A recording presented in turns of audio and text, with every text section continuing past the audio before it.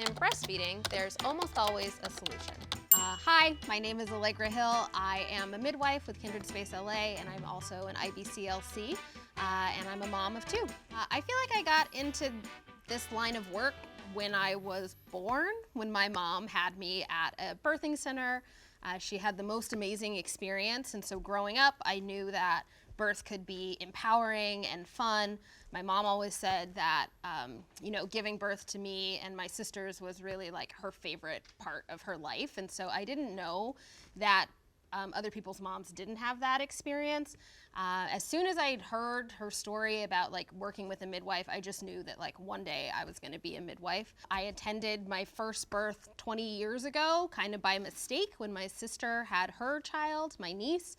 And I was just lucky enough, as fate would have it, I got to be in the house when my niece was born, and that really was like a pivotal moment in my life where I was like, yes, I absolutely know that this is what I'm gonna do. It took me about maybe 3 more years to really like bite the bullet and quit my job in advertising and take a doula training and enroll in midwifery school, but really I've been going to births ever since. My mom was a working and breastfeeding mom. It seemed like that was very new.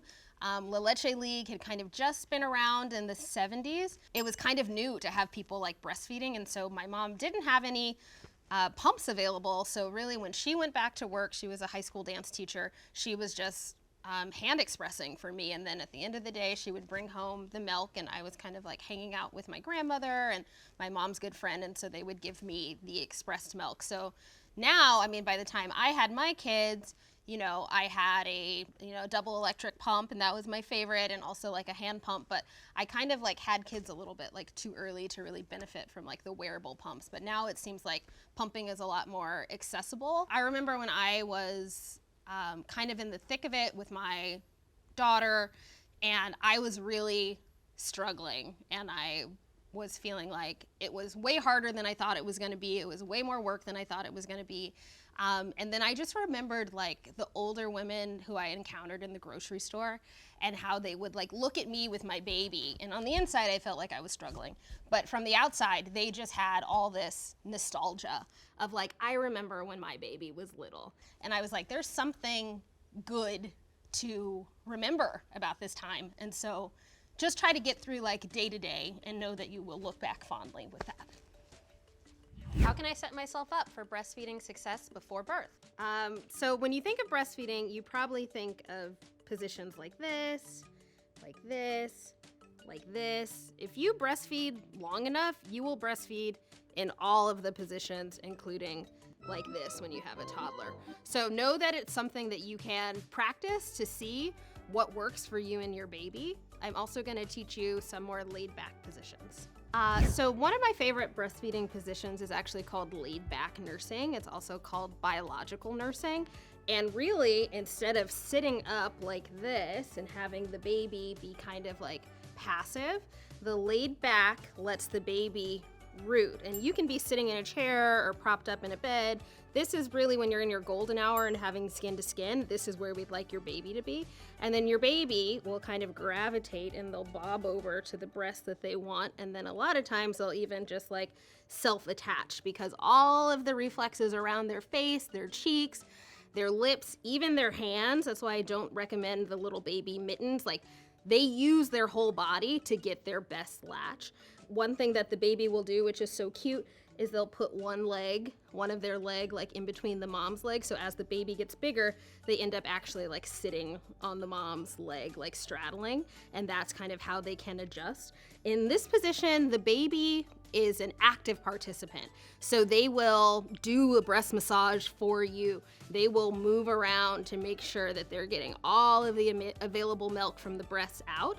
And so a lot of times in this position, you'll find that the baby has such a good feed.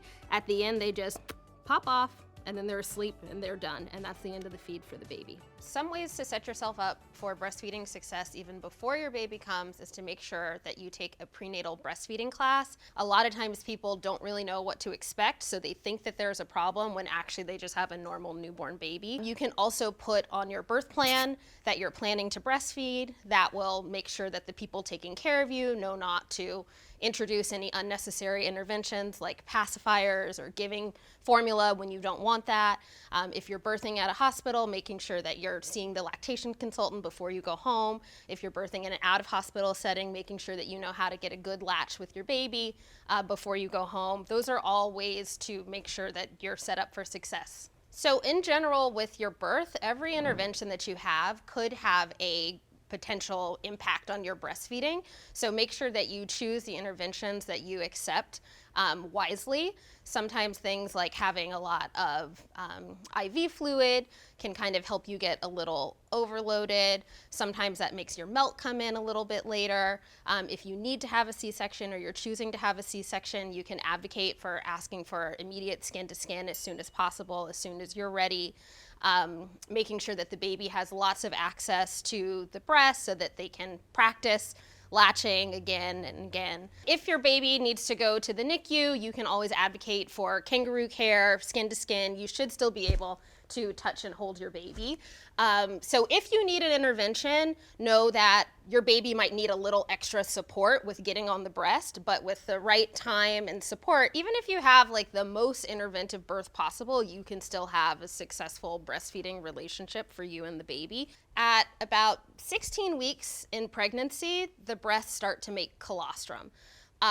So that means even if a baby is born prematurely, guess what? The breasts are already prepared. They already have the colostrum ready for the baby whenever the baby is born.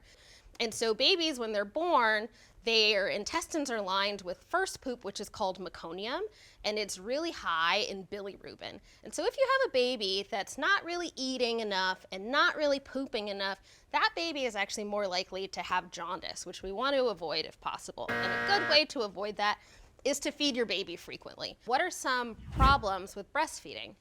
So one of the reasons actually for low milk supply is insufficient glandular tissue. So that's when during puberty, all of the glandular tissue does not fully develop.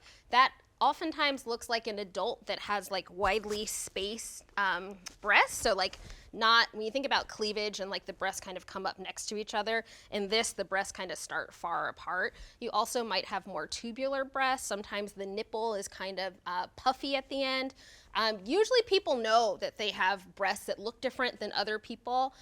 Breast size is not an indication on how much milk you're gonna make. Small breasts can make adequate milk or even like a lot of milk. They will grow a lot during the pregnancy and also during the postpartum time when the milk is coming in.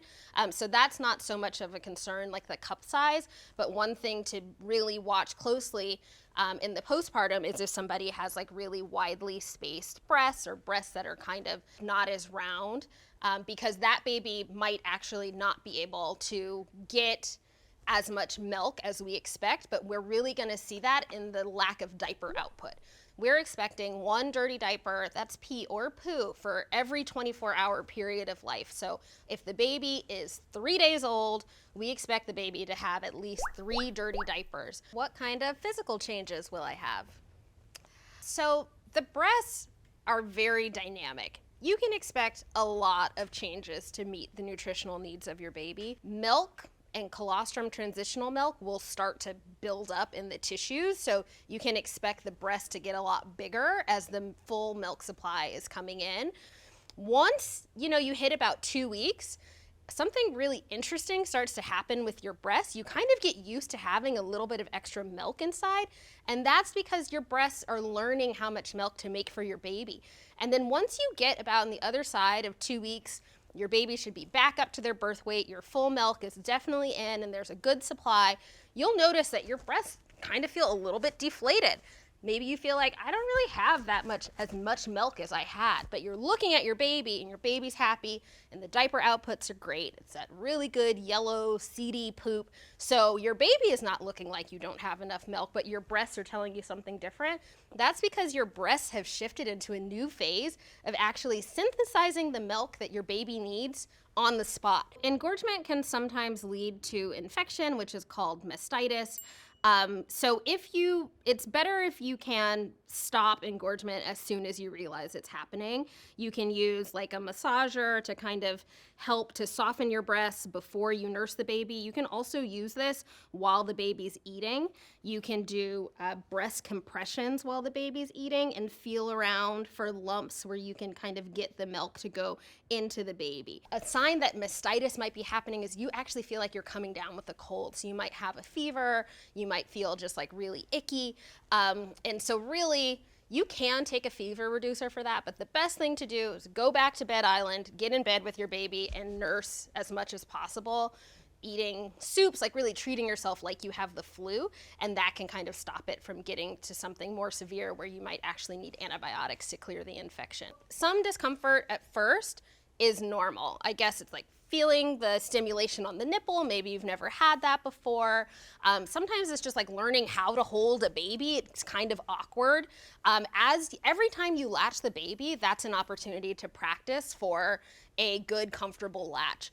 If it's not comfortable and it's painful, you can actually, and you should, delatch the baby. You use your finger to kind of like go in the baby's mouth, and then I like to guard the nipple and take the baby away. But the baby is so smart. So if you have a painful latch, just break the suction, relatch the baby, because the baby is gonna get all this positive reinforcement by the amount of milk or colostrum that they're getting when they have a good latch. So we don't want you to just be in pain because breastfeeding is best or whatever. Like, it has to work for you to be beneficial for you and for the baby. You know, Momcozy was really going to get this information out there so that people have access to the information that they really need.